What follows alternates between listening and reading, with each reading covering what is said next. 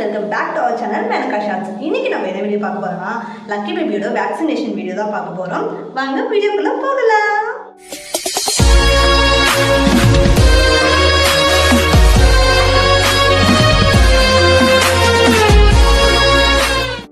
இன்றைக்கி morning ஏஞ்சதுமே lucky பேபிக்கு தேவையான எல்லாத்தையுமே ஒரு பேக்கில் போட்டு ரெடி பண்ணி வச்சிட்டோம். பிகாஸ் போகிற நேரத்தில் மறந்துடக்கூடாது இல்லையா, அதனால தான். அவங்களுக்கு என்னென்ன எடுத்துக்கிட்டோன்னா அவங்களுக்கு ஒரு ட்ரெஸ்ஸு, அவங்களுக்கு இன்னரு, அப்புறம் 2 பேம்பஸ்ஸு, அப்புறம் பர்ஸு, முக்கியமாக அவங்களுடைய என்ட்ரி நோட்டு, இது எல்லாமே ஒரு பேக்கில் மார்னிங்கே எடுத்து வச்சுட்டோம். தென் அவங்கள குளிக்க வச்சு எடுத்துகிட்டு வந்து பெட்டில் போட்டுட்டதும் அவங்க அண்ணன் கூட அவ்வளோ ஜாலியாக பேசி விளையாடிட்டு இருந்தாங்க. நீங்களே பாருங்கள்.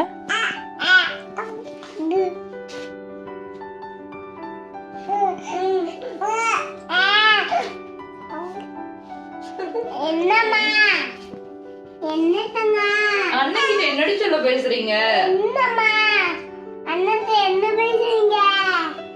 திட்டி பேசுறீங்களா?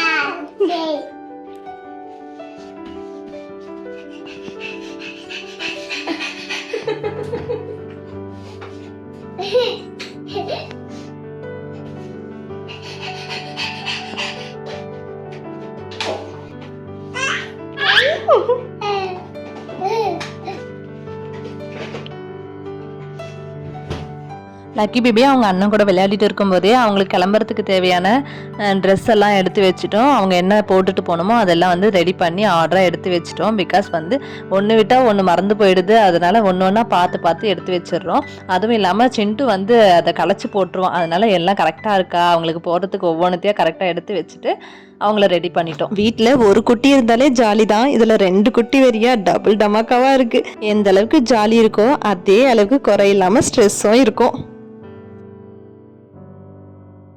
லக்கி பேபியை ரெடி பண்ணி விட்டதும் என்னை எங்கே கூப்பிட்டுட்டு போக போகிறீங்கன்ற போலையோ அவங்க பார்த்துட்டு இருந்தாங்க. என்னை விட்டுருங்கப்பா, நான் தூங்க போகிறேன் அப்படின்ற போல அவங்க பார்த்துட்டு இருந்தாங்க.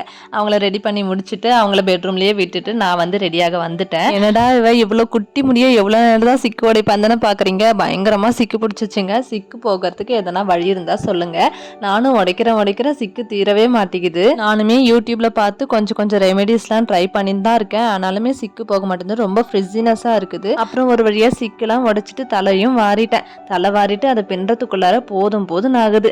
ஏண்டா தலைமுடி வச்சுட்டு இருக்கோன்னு இருக்கு, ஆனா முடியை கட் பண்ண மனசு வர மாட்டேங்குது. தென் ஒரு வழியா என்னுடைய அரைத்தடி கூந்தல வாரியும் முடிச்சிட்டு ரெடி ஆயிட்டு வந்துட்டேன். This is my outfit. Then hospital கிளம்புறதுக்கு முன்னாடி கொஞ்சம் கிளிப்ஸ்லாம் எடுத்தோம். பட் எடுக்கவே விடல சிண்டு. பக்கத்துல வந்து நானும் வருவேன் நின்றுட்டு இருந்தான்.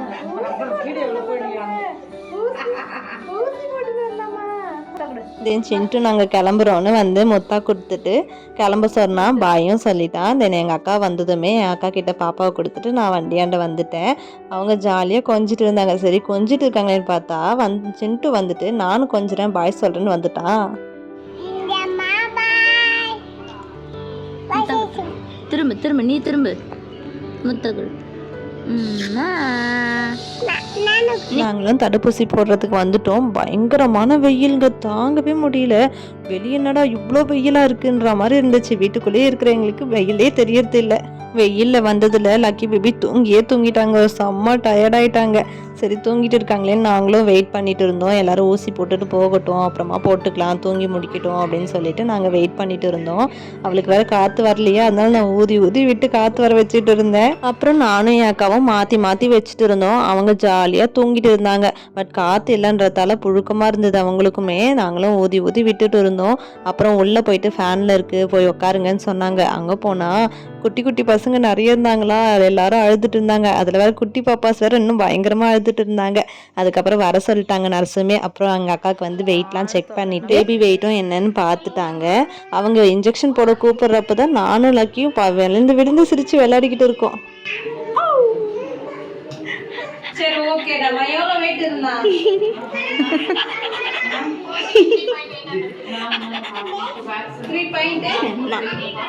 என்ன சிரிக்கிறா?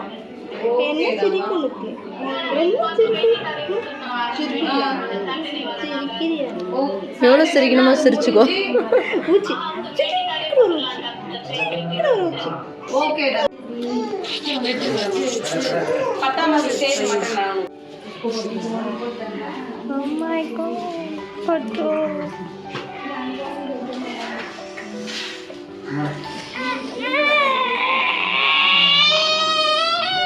இது வந்து போலியோ ஊசி எதுவும் பண்ணாது. ஒன்றும் இல்லை.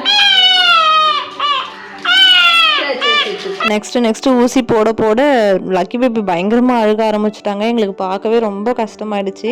நாங்களே கொஞ்சம் போல்டாக இருக்கோம், கஷ்டமாக இருந்தாலும் ஓகே பாப்பாக்காக தான் அப்படின்ட்டு நாங்கள் இருக்கோம். பட் பக்கத்தில் நின்றுட்டு இருந்த ஒரு ஆண்டி பயங்கரமாக அழுகுறாங்க. ஐயோ பாப்பாவுக்கு இப்படி ஊசி போடுறீங்களேன்ட்டு. எங்கள் பாப்பாவுக்கு போடும்போதே அவ்வளோ அழுகுறாங்க. அவங்க பாப்பாவுக்கு போடும்போதெல்லாம் என்னடா பண்ணுவாங்க அவங்க அப்படின்னு சொல்லி நான் பார்த்துட்டு இருந்தேன். பட் அவங்க பாப்பாவுக்கு போடும்போதெல்லாம் தேம்பி அழுகுறாங்க. இந்த காலத்துலேயும் இப்படிலாம் இருக்காங்களா அப்படின்ற மாதிரி இருந்துச்சு. நீங்களுமே உங்கள் பாப்பாவுக்கு ஊசி போட்டு அழுவீங்களான்னு கமெண்ட்டில் சொல்லுங்கள்.